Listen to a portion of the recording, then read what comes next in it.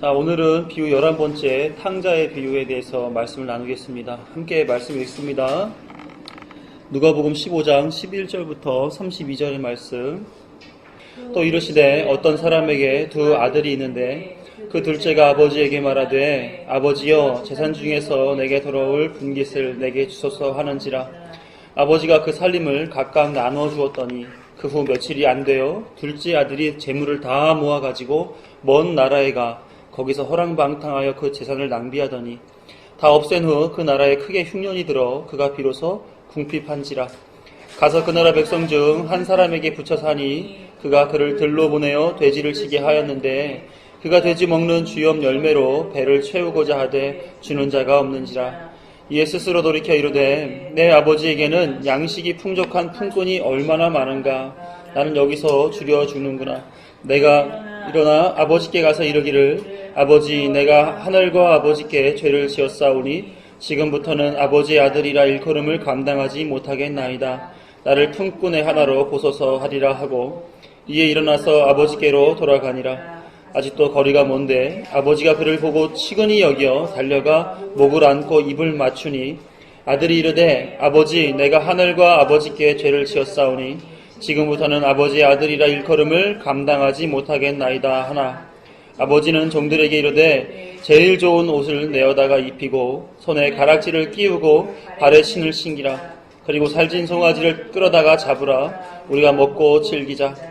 이 내 아들은 죽었다가 다시 살아났으며 내가 잃었다가 다시 얻었노라 하니 그들이 즐거워하더라.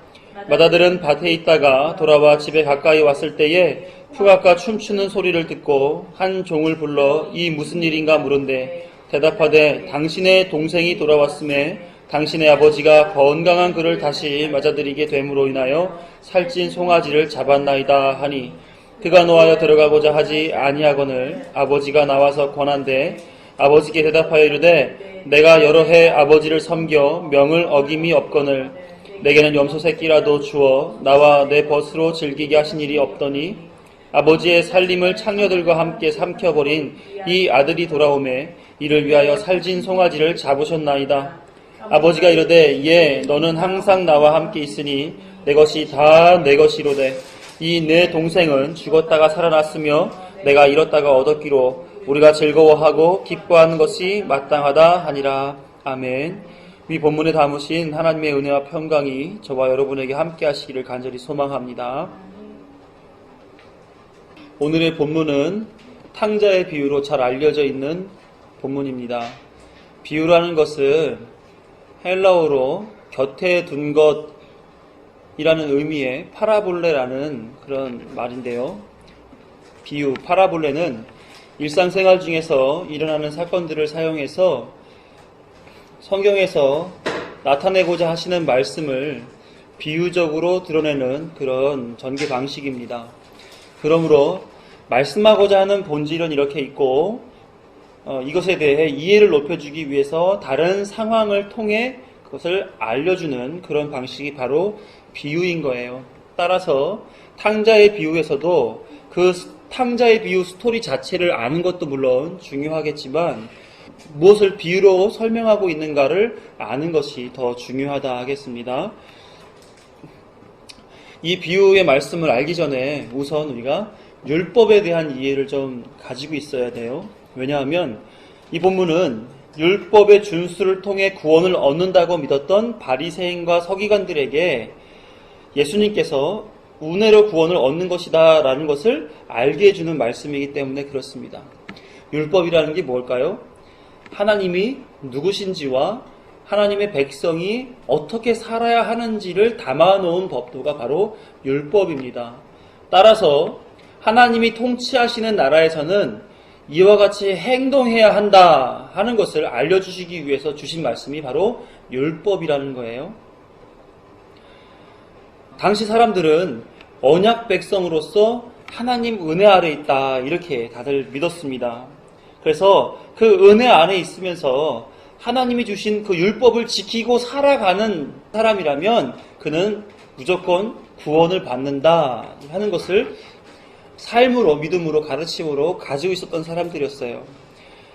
그렇게 이스라엘 백성들은 역사적으로 하나님과 구원 백성이라는 그런 관계 속에서 율법을 가지고 있었는데, 그러던 이스라엘 백성에게 말라기 선지자 이후 400년 동안 하나님께서 침묵하셨단 말이에요. 이것을 침묵기 내지는 암흑기 이렇게 얘기를 합니다. 그래서 말라기와 세례 요한이 나타난 그 시기까지 그 사이 간격을, 이때에 여러 나라가 이스라엘을 통치하게 돼요.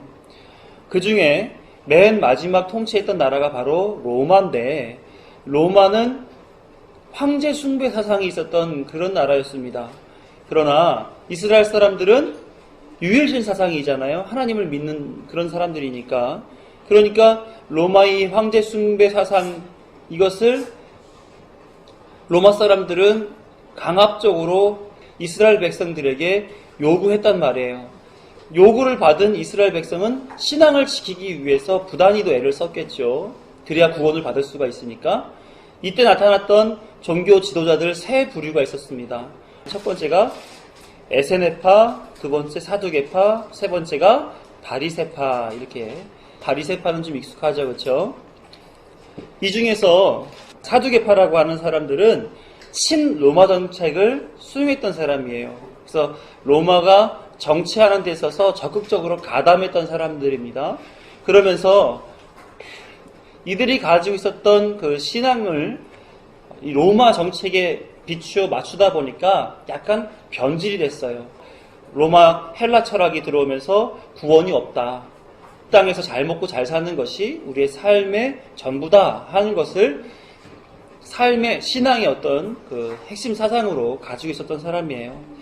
반면에 에스네파라고 하는 사람들은, 그리고 바리새파 사람들은 반 로마 정책을 가진 사람들이었습니다.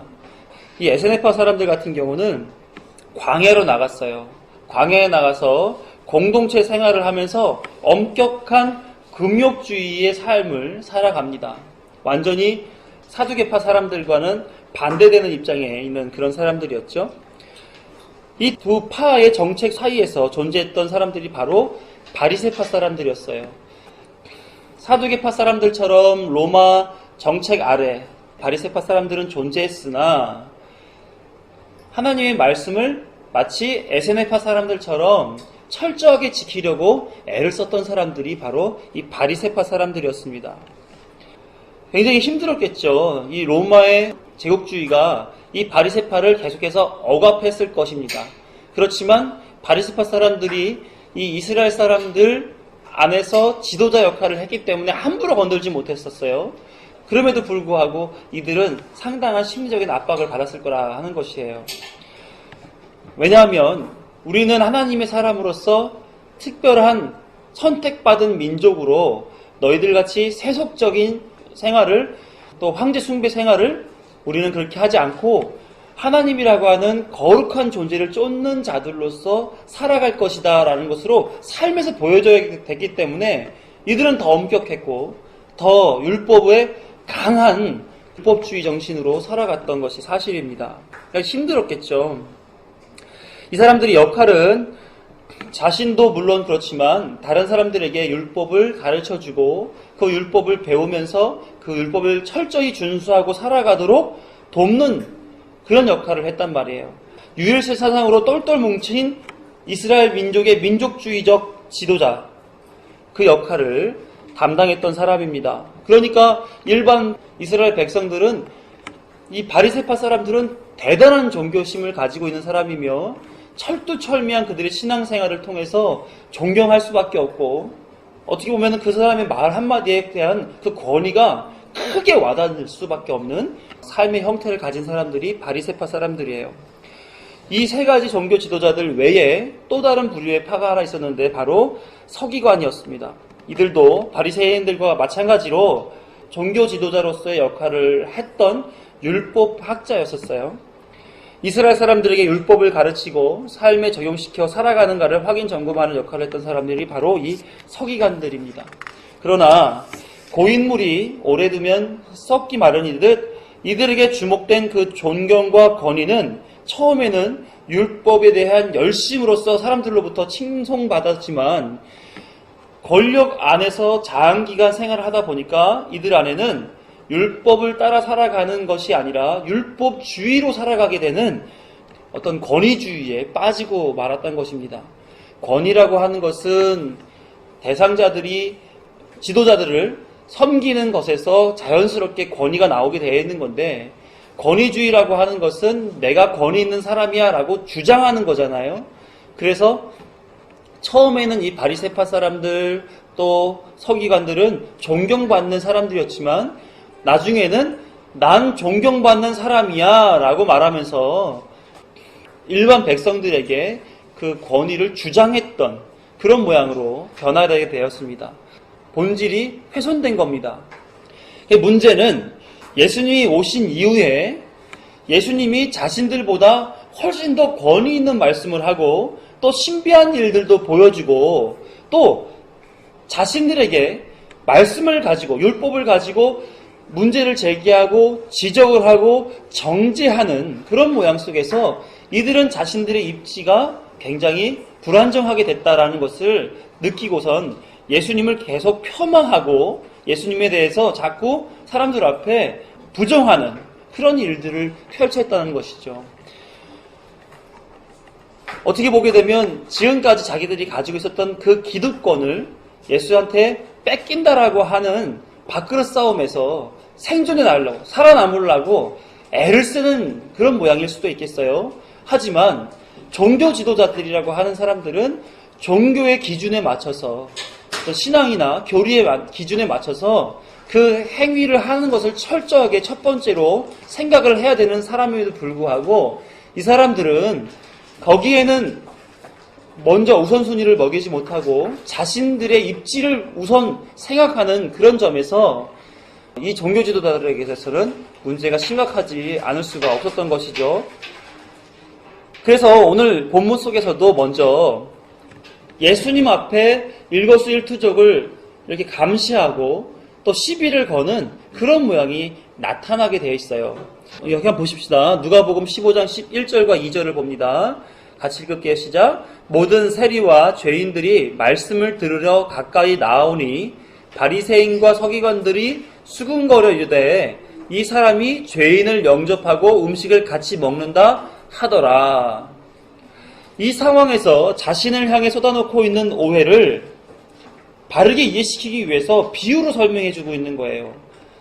다시 말하면 비유가 나오기 전에 어떠한 상황 속에 있었냐면 이 같은 상황인 거예요. 예수님이 세리와 죄인들과 함께 말씀을 나누고 있었단 말이에요.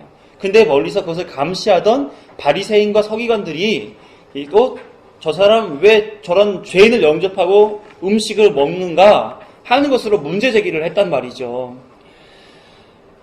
이 문제의 발단은 바리새인과 서기관이 율법의 기준으로 볼 때에 자신들은 구원받아 마땅한 자라 예수라는 자와 함께 떡을 떼고 말씀을 나누는 것이 가능한 일이나 저 죄인들은 분명히 심판받아 마땅한 자들인데 왜 예수님과 함께 있는가? 이것은 불경한 일이다 하는 것을 지적하고 나오는 것이죠.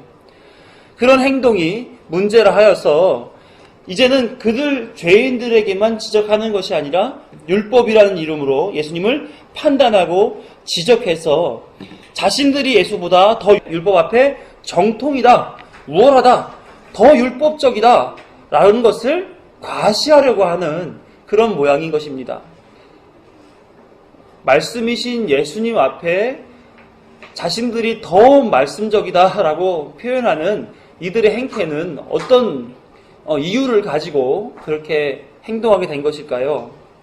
아마도 율법에 대한 표피적인 이해는 가지고 있으나 율법이 무엇이며 왜 율법을 지켜야 하는가라는 본질에 대해서 무지하기 때문에 그냥 지금까지 율법을 이용해서 누려왔던 자기 밥그릇을 챙기기 위해서 사람들을 예수님을 지적하고 정죄하는 그냥 그 자연스러운 그런 모습들을 가지고 있었던 거예요.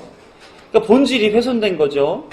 정치가가 바른 정치로 국민들에게 인간다운 삶을 제공해주는 역할을 해야 하는데 정치 권력을 이용해서 자신의 이권을 획득하려고 하는 것과 다르지 않은 것입니다. 선생님이 다음 세대에게 바른 정신과 교훈을 제공하여서 사회의 일원으로 자라날 수 있도록 다각적인 지도를 하는 그 역할에는 관심을 갖지 않냐고 선생님이라고 하는 그 자리가 주는 이권을 쫓아 역할을 한다면 이것은 문제가 아니겠습니까? 마찬가지로 교회에서도 그리스도인으로서 하나님의 영광을 위해 살아가야 하는 자가 교회를 이용해서 자신의 만족을 추구하는 일을 하는 것들을 많이 보게 됩니다. 지금 바리새인과 서기관들이 마찬가지로 그런 일을 하는 거예요. 본질은 망각하고 비본질적인 것들이나 아니면 그 안에서 누릴 수 있는 것들을 스스로가 찾아서 누리고 있다 하는 것이죠. 예수님은 바리새인으로서 율법을 이해시키고 율법을 주신 하나님을 이해시키면서 사람들을 실천하는 삶을 살아내도록 도와야 하는 그런 역할을 해야 하는 사람이 방금과 같은 그런 행동을 하는 것에 대해서 지적하면서 율법의 의미와 율법을 주신 하나님이 무엇을 원하는가, 그리고 어떻게 사는 것이 율법에 합당한가에 대해서 왜곡하고 있는 그들을 향해 설명해 주시려고 하는 거예요. 뭘 설명해 주신다고요? 율법이 무엇이며 거기에는 하나님의 무슨 뜻이 담겨져 있으며 율법을 가진 자는 어떻게 살아야 되는지에 대해서 이해시키려고 하는 거예요. 워낙 이 사람들이 본질을 모르고 비본질로만 가지고 살았으니까, 그걸 가지고 사람들을 지적하고 비난하니까. 쉽게 말해서 바리새인들은 예수님이 모든 죄인과 세리와 함께 있는 것을 보며 문제다라고 말할 때 예수님은 그 일을 마땅한 일이다, 그걸 지적하는 너희들이 문제다라고 설명하시려고 하는 거예요. 그럼 과연 누가 율법을 지키는 자인가를 따라서 두 부분으로 비교할 수 있게끔 되는데, 첫 번째가 이런 거죠. 바리새인과 서기관은 율법의 행함에다가 강조점을 두었었어요. 그러므로 행동하지 못하는 자를 불의한 자로 치부해서 비난과 정죄를 일삼은 거예요. 그래서 하나님 앞에 나온 무리들을 모든 세리, 죄인, 이렇게 율법 앞에 죄인이라고 보게 된 것입니다. 이게 한 가지 부류죠. 그러나 예수님은 율법 속에 담긴 하나님의 뜻을 따르는 자를 율법을 지키는 자라고 봤어요. 뭘 따르는 자? 하나님을 따르는 자. 그래서 이 땅에서는 불의한 인생을 살았을지라도 하나님께로 돌아온다면 모든 것을 용서하겠다 하는 아버지의 뜻을 쫓아 회개하며 주 앞에 나오는 것을 율법을 행하는 것이다 라고 말씀하셨단 말이에요. 이해가 되시죠? 그래서 바리새인과 서기관들에게 이렇게 지적을 하고 있습니다. 누가복음 16장 15절을 보게 되면 이렇게 기록되어 있어요. 같이 읽습니다. 시작. 예수께서 이르시되 너희는 사람 앞에서 스스로 옳다 하는 자들이나 너희 마음을 하나님께서 아시나니 사람 중에 높임을 받는 그것은 하나님 앞에 미움을 받는 것이니라. 율법에 대해서 스스로 정통하다 여기고 율법은 행위로 지킴으로써 구원을 받는다라고 오해하는 그것을 율법을 지키지 못하는 자들에게 정죄하는 것, 그래서 그들에게 죄인인 것을 더 강력하게 심어주는 것, 이것은 율법을 주신 하나님을 또한 하나님의 뜻을 모르는 것이다, 이렇게 지적하는 것이며, 하나님 앞에 스스로 죄인이라 여기고 나와 하나님 앞에 은혜를 구하며 하나님과 더불어 있는 자가 하나님의 뜻을 쫓는 자다, 이렇게 얘기하고 계신 것입니다. 한마디로 누가 하나님의 뜻을 쫓느냐가 예수님이 말씀하시는 구원의 관건이지, 어떤 행위로서 하나님의 율법을 준수하려고 애를 썼는가에 대해서 하나님은 결코 많은 점수를 주지 않는다라고 하는 거예요. 그래서 이 말씀을 전해주시고 싶으신 거죠. 하나님의 뜻이 무엇인가? 하나님의 뜻은 하나님의 뜻이라고 글에 써있는 것을 따라 살아가는 것이 하나님의 뜻을 쫓는 것이 아니라 하나님의 뜻을 이해하고 그 뜻에 부합하게 그 마음을 돌이켜 하나님께 나오는 자가 바로 하나님의 뜻을 쫓는 자다라는 것을 말씀해주고 싶으신 거예요. 자, 율법에 대한 이해를 가지셨죠? 그쵸? 이제는? 가지셨죠? 자, 이제 내용에 한번 들어가 보시자고요. 탕자의 비유에는 아버지와 두 아들, 이렇게 세 인물이 등장하게 됩니다. 먼저 둘째 아들의 입장에서 이 내용을 쭉 한번 이해를 해보자고요. 하루는 둘째 아들이 아버지를 찾아와 말씀을 드려요. 아버지의 재산 중에서 내게 돌아올 분깃을 먼저 주십시오. 예나 지금이나 분깃, 다시 말하면 유산인데 이것은 아버지가 돌아가시고 난 다음에 물려받는 것입니다.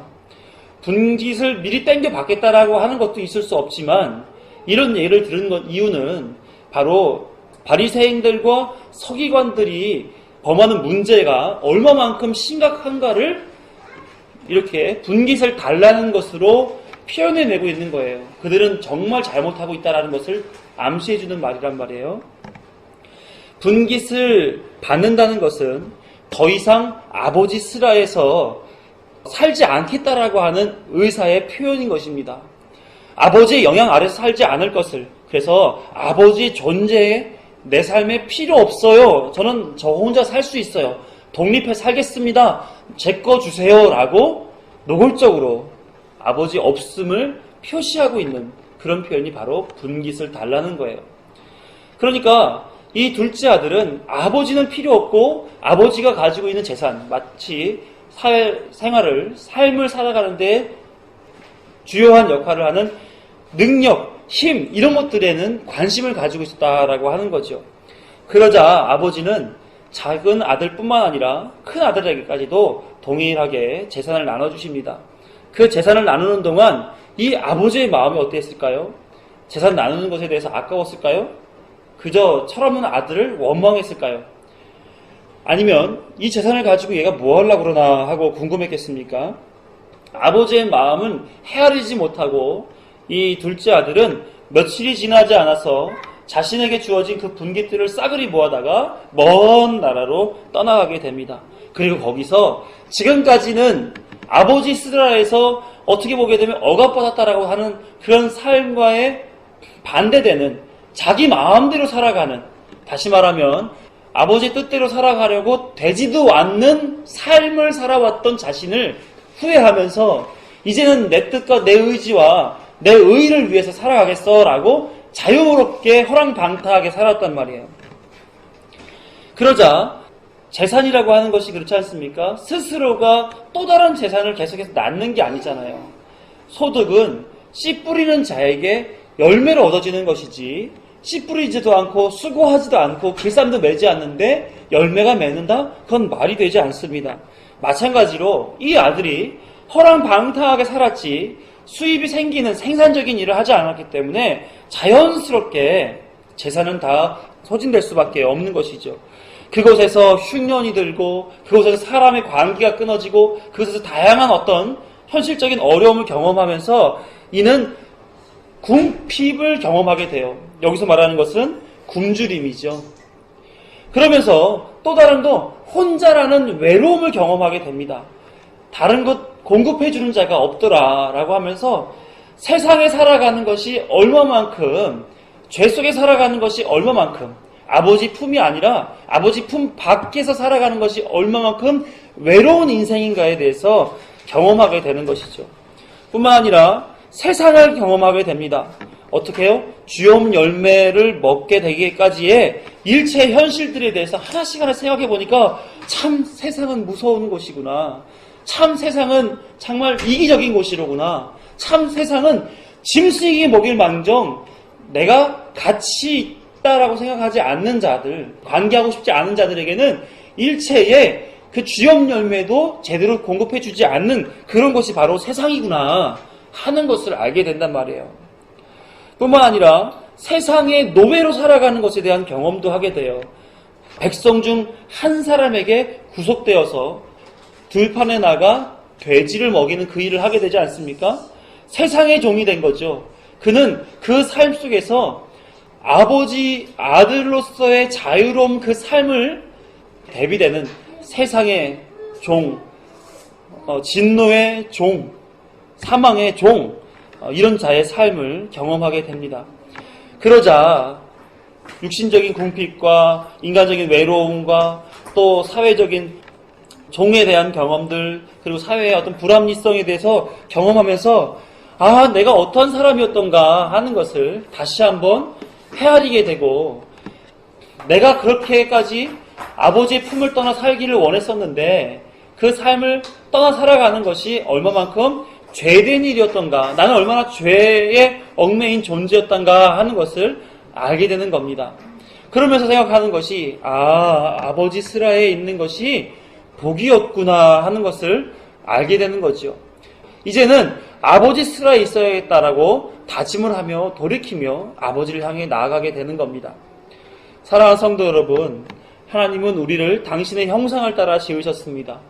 우리는 하나님의 자녀였어요. 그래서 원래의 자리에 있는 것이 우리의 위치인 것입니다. 그러나 죄의 본성은 아버지 되시는 하나님을 인정하지 않게 합니다. 아버지와 함께하는 그리스도인 되기보다 아버지의 능력을 이용해서 부자 되게 하는 것에 더 관심을 갖게 만들어줍니다. 아버지의 뜻과 상관없이 노골적으로 하나님의 사람 되기보다 저는 하나님이 주시는 복이 더 좋아요. 그러니 순종이나 고난이나 하나님을 아는 지식이나 성숙이나 열매 이런 거 요구하지 마시고 먹을 것, 마실 것, 입을 것 이런 거나 넘치도록 채워주세요 라고 기도하는 것입니다. 예수님은 그런 사람들을 외식하는 자다라고 얘기를 하고 그런 사람들에 대해서 독사의 자식들아 라고 표현했단 말이에요. 우리가 살면서 외식하는 사람들을 보게 되면 치를 떨지 않습니까? 겉으로는 착한 척하고 순수한 척하고 포용하는 척하고 사랑하는 척하고 믿음 있는 척하면서 자기 실속 다 챙기고 사람들을 이용하고 사람들에게 사기치고 그런 사람들 경험해 본 적 있지 않습니까? 예수님은 이렇게 외식하는 자들에 대해서 독사의 자식들아 누가 너희에게 일러 장차에 올 진노를 피하라 하더냐라고 하면서 정죄하셨단 말이에요. 우리에게 하나님께서 원하시는 바가 있다면 이러한 외식하는 자, 겉과 속이 다른 자, 하나님의 마음과 뜻을 이해하지 못하고 자신의 의의를 따라 살아가는 자 되지 말라고 얘기하는 겁니다. 이미 이 상태로 둘째 아들은 심판받아 마땅한 자였었습니다. 그러나 그가 경험 속에서 얻은 깨달음은 자신을 알게 했고 그리고 아버지를 알게 하는 그런 영적인 깨달음이었었어요. 그래서 전에는 아버지를 부정하고 아버지의 능력, 재산 이런 거에 대하여 욕심을 냈었지만 이제는 나를 부정하고 아버지를 그리워하는 자가 된 것입니다. 그래서 아버지와 아들의 관계가 아닐지라도 아버지의 스라에 들어가 사는 것이 복이로구나 하는 것을 기억하고 돌아가게 된 것이지요. 심판에서 생명으로 돌아가게 한 것은 그가 재산이 많았기 때문도 아니고 그가 탁월한 능력을 가진 것도 아닙니다. 단지 그가 한 일은 현실을 돌아보면서 자신이 어떠한 사람이었던가 하는 것을 점검했던 것뿐이고 또한 아버지는 어떤 분이셨던가 하는 것을 기억하는 것 외에는 아무것도 없었습니다. 그래서 믿음 있는 사람들은 어떤 사람이냐면 현실 속에서 자신을 부정하고 하나님을 기억하는 사람들입니다. 나의 연약함, 부족함, 미련함 이런 등등의 것을 의식하고 인식하고 무능함을 고백하면서 하나님의 전지전능하심을 기억하여 오로지 하나님을 의지하며 순종하는 자가 또 순종하여 돌아온 자가 믿음 있는 자인 것입니다. 두 번째로 아버지의 이야기입니다. 당시 시대에 아버지를 떠나고 가문을 떠나고 고향을 떠나고 가업을 떠난다는 것은 죽는 것을 의미한 거예요. 하나님께서 아브람을 부르시는 그때에 이렇게 말씀하셨죠. 창세기 12장 1절에 보시면 여호와께서 아브람에게 이르시되 너는 너의 본토 친척 아비집을 떠나 내가 내게 지시할 땅으로 가라. 이 말씀은 이전의 삶은 죽고 이제는 나와 함께 새롭게 사는 내가 살려주는 그 새 삶을 살아라라고 하나님께서 아브람을 부르시는 내용이에요. 따라서 아버지 입장에서 봤을 때 아버지와 고향을 떠난 그 아들은 이미 죽은 아들인 거예요. 아버지의 품을 떠나 살아가는 것이 사망 가운데 있는 것임을 아는 아버지는 아들의 그 사망의 삶이 얼마나 힘겨울까를 알고 있었습니다. 그저 살아서 돌아오기만을 바랐던 것이죠. 그러던 어느 날 계속해서 기다려온 그 시간 속에서 애타하고 있는데 저 멀리 둘째 아들의 형체가 보이기 시작한 거예요. 그러자 아버지는 그 아들을 향해서 불쌍히 여기는 그 마음을 가지고 달려나가 목을 안고 입을 맞춰버립니다. 제가 이등병 100일 휴가 처음 나왔을 때 그 날을 잊을 수가 없어요. 물론 아침에 부대에서 나올 때 연락을 하죠. 이제 출발한다고. 그럼 어머님께 다 알고 기다리시면서 집에서는 초조하게 기다리셨을 거 아니에요? 집으로 들어가 계단을 이제 터벅터벅 걸어가는 소리가 나자마자 벨 누르는 것도 아닌데 문이 벌컥 열어지면서 어머니가 저를 부둥켜 안아주셨어요. 반가운 나머지 얼굴도 많이 상기되어 있었습니다. 그러니까 당연히 아들이 고생하고 이렇게 건강한 모습으로 돌아온 것이 너무너무 감사하고 든든하고 자랑스럽기 때문에 그렇게 하지 않았겠습니까? 집에 들어가 보니까 당연히 집안 가득 음식이 이렇게 준비되어 있었어요. 얼마나 감사하고 그 일을 잊을 수가 없는지 몰라요. 물론 그게 처음이자 마지막이었습니다. 어머니가 휴가 갔다고 해서 뭘 더 해주시고 하지 않으셨어요. 하지만 오랜만에 고생했을 아들을 만나는데도 이렇게 준비하며 마중을 나오시는데 하물며 죽었다가 살아 돌아왔다고 생각하는 아들을 만나는 그 아버지의 마음이 어떠했는가 하는 것을 헤아려볼 수가 있지 않겠습니까? 그러니 옷을 갈아입히고 신발을 바꿔 신기고 손에 가락지를 끼워주는 것은 그것은 기본이요. 모든 사람들을 불러다가 특별한 잔치를 차려주는 것이 아버지의 마음 아니겠습니까? 아버지의 마음은 자식이 그저 자신과 함께 있기를 바랬던 것입니다. 죽는 자리에 있지 말고 살 자리에 있기를 바라보고 계속해서 기다렸던 거예요. 그러니 죽고 사는 문제에서 회복된 작은 아들에게 아버지가 뭘 요구할 수가 있겠습니까? 나에게 목숨을 바쳐라. 나에게 절대 충성해라. 나에게 가져간 그 잼을 갚을 때까지 노예로 있어라. 그렇겠습니까? 아니죠. 그냥 과거에 있었던 일은 다 잊어버리고 나와 함께 부자 간의 관계를 돈독히 하고 내가 가지고 있는 이 모든 것들로 자유함을 누리고 평안을 누리고 그러고 살자꾸나 이렇게 말씀하시지 않겠습니까? 이게 하나님 아버지의 마음이다라고 하는 거예요. 세상에 나가 죽을 인생으로 살아가지 말고 기다리고 있는 내 품으로 돌아오라고 하시는 거예요. 돌아올 때에 외모가 어떻고 스펙이 어떻고 경험이 어떻고 이런 것들 묻지도 따지지도 않습니다. 사회에서는 내 부하 직원, 내 회사 직원이 되게 하기 위해서는 그가 가지고 있었던 다양한 것들을 확인합니다. 외모도 봐야 되고요. 그가 하는 어떤 자세를 보고요. 말도 회복시켜보고요. 그리고 장기자랑도 시킨다고 하고요. 스펙도 쭉 보면서 어떤 이력을 가지고 있는지도 확인합니다.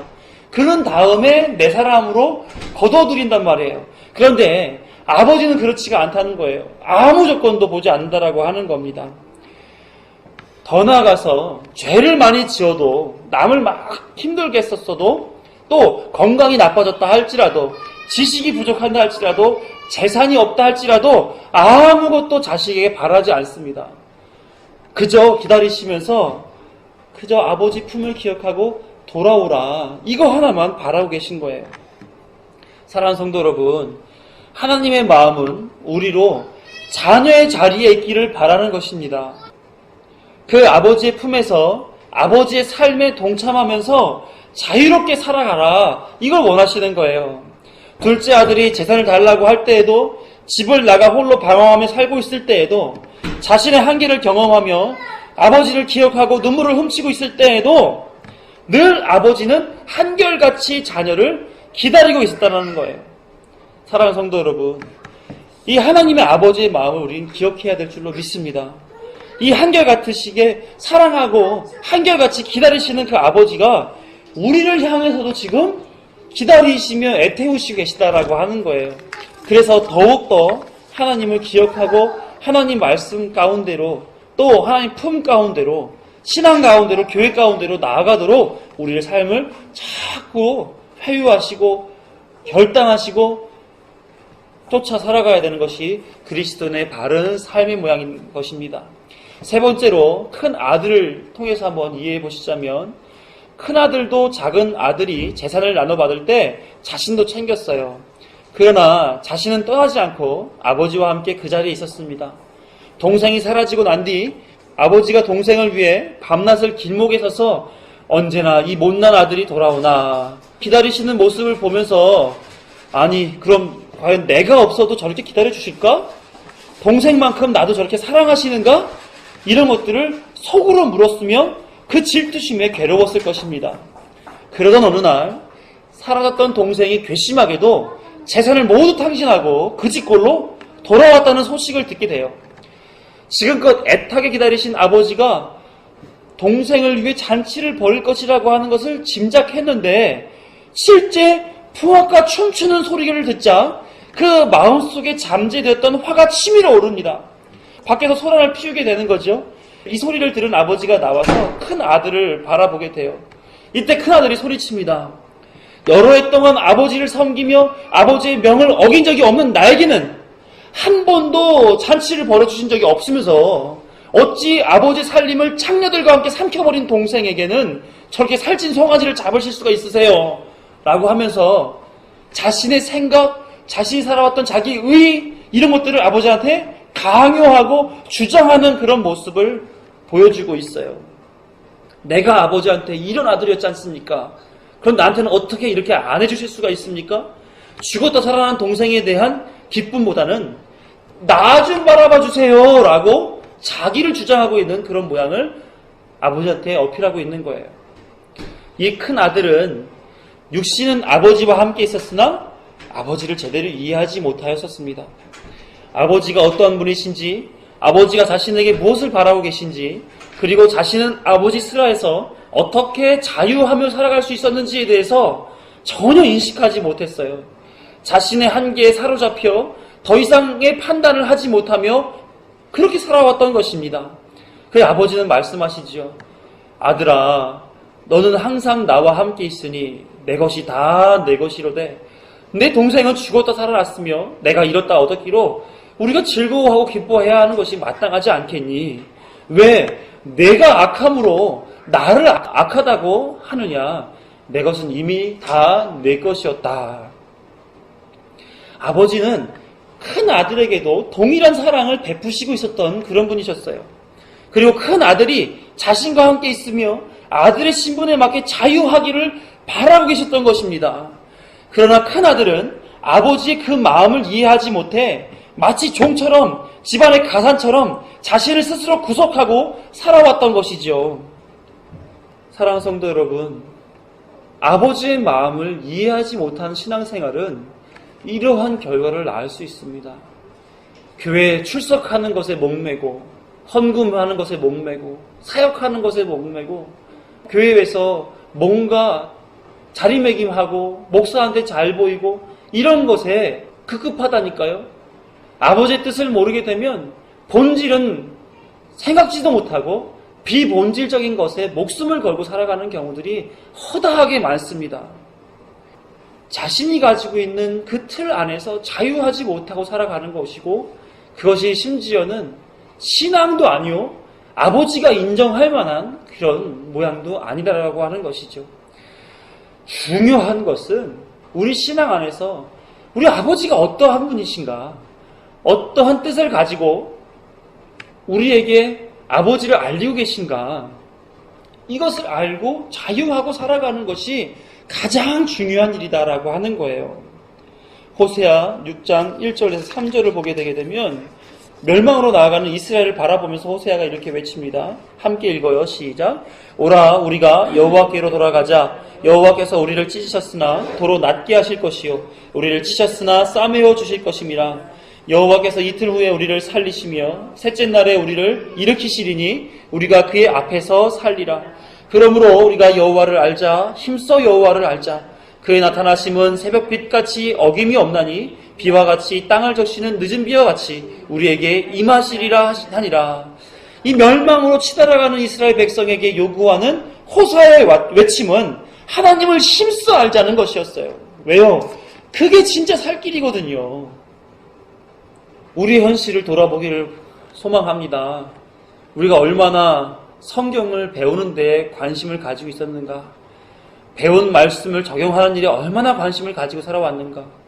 성령의 인도를 받는 일에 얼마나 관심을 가지고 있었으며 자신을 부인하는 그 십자가 삶에 얼마나 관심을 가졌는가, 그리고 성령의 열매를 맺는 일에 얼마나 우리가 관심을 가졌는가에 대해서 깊게 점검하고 생각해 봐야 할 줄로 믿습니다. 하나님은 외면하고 자신이 생각하기에 이 정도는 해야지 하며 적당한 선에서 예배하고 헌금하고 봉사하고 궁극적으로 뭘 바랍니까? 복을 바라고 사는 거 아니에요?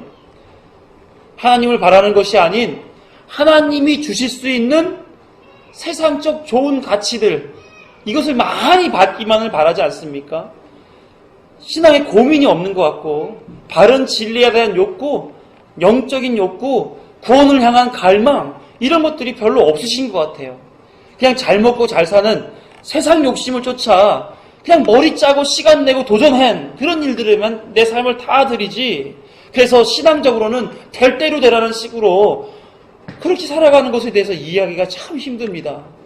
본질적으로 죽는 일에는 혈안이 되어 있고 생명을 얻어 살아가는 일에는 무관심한 상황, 이런 것들이 우리 주변에 얼마나 많은가 참 이해하기가 힘든 일이에요. 그래서 우리 언약교회 성도님들은 하나님을 아는 일에 최선을 다하는 바른 신앙생활을 하기를 간절히 소망합니다. 이 탕자의 비유는 바리새인과 서기관에게 교훈을 주시는 예수님의 말씀이었어요. 두 아들 중 한 아들은 바리새인과 서기관을 비유한 것이고, 또 다른 한 아들은 모든 세리와 죄인들을 비유하고 있는 그런 말씀입니다. 그럼 누가 큰 아들이며 누가 작은 아들일까요? 모든 죄인과 세리는 율법의 기준에는 죄인이라 정죄받아 마땅한 자들이나 스스로 죄인임을 깨닫고 주께로 나온 그 이유로 이제는 은혜의 잠시, 구원받은 백성이 되는 그 자리에 있게 되었지 않습니까? 그럼 몇째 아들이겠어요? 둘째 아들과 같은 이들이죠. 그러나 바리새인과 서기관 같은 경우는 율법 아래에 있어서 아버지 그 슬하에 있는 것처럼 보이지만 아버지를 이해하지 못하고 아버지의 뜻을 외면하고 스스로 율법주의에 얽매여서 자기를 옳다하고 높이는 그런 삶을 살아내는 관계로 하나님의 구원의 잔치, 하나님 은혜의 잔치에 참여하지 못하고 있는 너의 모습을 보아라고 하는 것이 바로 예수님의 가르침이요, 이것은 큰 아들 모양인 것입니다. 사랑하는 성도 여러분, 성경은 구원에 있어서만큼은 딱 두 가지밖에 없어요. 하나는 은혜의 자리에 있어 구원받을 백성이 되는 영생의 심판, 그 앞에 놓여있는 자요, 또 하나는 자신의 일을 쫓아 살아 영원한 형벌을 받은 멸망의 심판, 그 앞에 있는 자들이라는 것입니다. 그래서 성경을 보게 되게 되면 끊임없이 그리스도인들에게 요구하시는 것이 있어요. 하나님을 알라는 거예요. 아까 호세아서 말씀처럼 요한복음 17장 3절을 함께 읽습니다. 시작. 영생은 곧 유일하신 참 하나님과 그가 보내신 자 예수 그리스도를 아는 것이니이다. 영원한 생명은 예수 그리스도를 아는 데 나온다는 거예요. 또 하나 봅니다. 갈라디아서 4장 8절 시작. 그러나 너희가 그때에는 하나님을 알지 못하여 본질상 하나님이 아닌 자들에게 종노릇하였더니, 하나님을 알지 못하는 자는 어디에 속하여 있다는 말씀이에요? 하나님이 아닌 자들, 사단과 같은 그런 자들에게 속하여져서 그들의 종, 노예처럼 살고, 결국은 그게 뭡니까? 죄는 사망을 낳게 돼 있잖아요. 결국 멸망당하는 거예요. 뭐 때문에요? 하나님을 알지 못하기 때문에. 오늘 탕자의 비유에서 언급된 두 부류의 인물들은 이 두 가지 갈래 앞에 놓여 있었습니다. 작은 아들은 아버지의 마음을 좇음으로써 결과적으로는 잔치에 있음을 알게 되었고, 그러나 큰 아들은 어떤 결과를 낳았어요? 아들은 결과가 아직 안 나왔어요. 결과에 어떤 선택을 했는가가 기록되어 있지 않음으로써 그것이 우리에게 적용되도록 예수님 말씀하셨단 말이에요. 어떻게 해야 될까요? 둘째 아들처럼 돌아가 예수님께 말씀을 드려야 됩니까? 아니면 스스로 난 율법에 대해서 정통하니까 내 뜻대로 내가 아는 대로 하는 것이 구원받는 일이다 라고 스스로를 높여 살아가겠습니까? 저의 바람을 말씀드리면서 말씀을 마치도록 합니다. 제 바람은 자신을 알았으면 좋겠어요. 내가 정말 어떠한 사람인가. 그리고 아버지를 기억하는 사람이었으면 좋겠습니다. 하나님은 나를 어떻게 바라보시고 계실까? 그리고 하나님은 나를 위해서 어떻게 하기를 원하시고 계실까? 그래서 둘째 아들과 같이 모든 죄인과 세리와 같이 힘써 자기를 부인하고 하나님께로 돌아가기에 생명을 다하는 우리 모두가 되는 것이 저의 간절한 바람입니다. 우리 함께 이렇게 주 앞으로 나아가는 신앙생활을 함으로써 하나님께서 천국 잔치를 배설해 주실 그런 신분, 또 자녀로서의 그 자유함을 누리고 사는 우리가 되기를 소망합니다. 기도하겠습니다.